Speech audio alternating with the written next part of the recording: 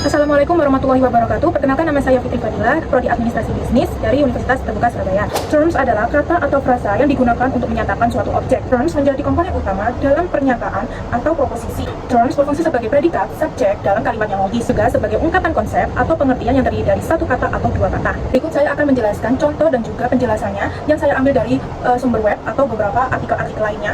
Yaitu untuk contohnya yang pertama adalah terms umum universal, dan yang kedua adalah terms umum kolektif, dan yang ketiga adalah term khusus singular. Term universal bersifat umum yang di dalamnya tidak ada batasan ruang dan juga waktu. Contohnya seperti manusia, organisme, lebih jelasnya mengacu kepada seluruh anggota atau kelompok tanpa terkecuali. Contohnya seperti manusia itu fana. Kata manusia mencakup seluruh manusia, jadi tidak hanya satu atau sebagian. Terms ini berlaku secara umum dan menyeluruh, artinya setiap individu manusia termasuk dalam mencakup pernyataan tersebut. Yang kedua adalah terms umum kolektif, bersifat umum yang menunjukkan suatu kelompok sebagai kesatuan. Untuk lebih jelasnya mengacu pada sekelompok individu yang dianggap sebagai satu kesatuan, bukan sebagai individu yang terpisah. Ini adalah tim sepak bola itu menang. Kata tim sepak bola tidak menunjukkan pada satu orang atau membahas tentang anggota secara terpisah, tapi menunjukkan pada keseluruhan tim sebagai satu entitas bersama. Yang ketiga adalah terms khusus singular. Sifatnya khusus, berlaku di dalamnya menunjukkan pada satu hal, satu himpunan yang mempunyai hanya satu anggota. Khusus singular sering juga disebut individual, lebih jelasnya mengacu pada hanya satu objek, individu atau entitas tertentu, spesifik dan tunggal. Contohnya adalah Indonesia adalah negara kepulauan,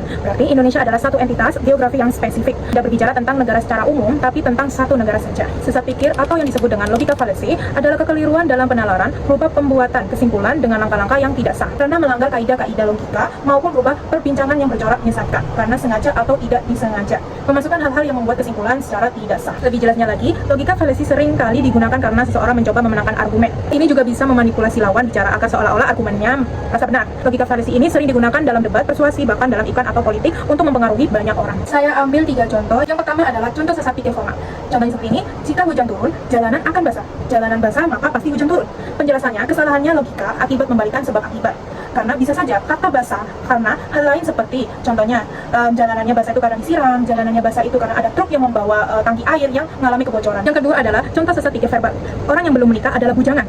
Bayi yang belum nikah, maka bayi adalah bujangan. Kata belum menikah memang sangat melekat untuk orang yang bujang, tapi konteksnya sangat berbeda. Bujangan merujuk pada orang pria dewasa yang belum menikah, bukan tentang bayi. Kesalahan ini memakai kata secara literal tanpa memperhatikan kata yang lazim atau sesuai dengan konteksnya. Contoh yang terakhir adalah sesat pikir material. Contohnya seperti ini: saya melihat banyak laki-laki yang mempermainkan hati perempuan, maka semua laki-laki mempermainkan hati perempuan. Biasanya pemikiran tersebut terlalu berlebihan, di mana kesimpulan umumnya diambil dari beberapa kasus tanpa bukti yang cukup atau tidak jelas. Karena menghindari dari kesesatan dalam berargumen, kita harus memastikan bahwa kesalahan logika melemahkan argumen dengan menggunakan bukti yang mendukung klaim dan memvalidasi informasi. Karena itu kita harus benar-benar memahami terlebih dahulu apa yang ingin disampaikan. Dengan berpikir kritis, kita dapat menyadari dan memahami kekeliruan atau kesesatan berpikir dalam tiap argumen, dapat memperkuat kemampuan kita dalam mengevaluasinya.